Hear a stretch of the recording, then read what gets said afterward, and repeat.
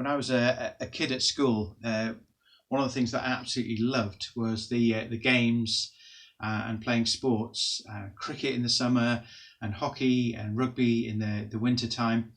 And the worst thing that could happen, this was over on the Wirral, the worst thing that could happen was when it had rained really heavily and they had to cancel the rugby, because that meant instead of playing rugby, it was a cross-country run. And over on the Wirral, that was up into the hills of Thursterson and amongst the gorse. And I hated the cross-country runs, didn't like it at all.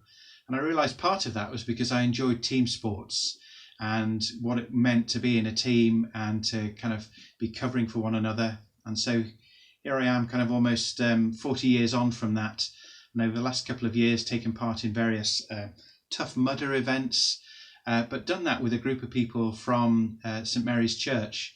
And again, really hard work getting round, and really painful at times, and really having to push ourselves, but doing it together made all of the difference. And I'm reminded by some of the things that Paul writes in his letters. And to the church in Corinth, he spoke about running the race and finishing the race, finishing well, and running not aimlessly, but actually being able to run with a purpose and a focus in mind.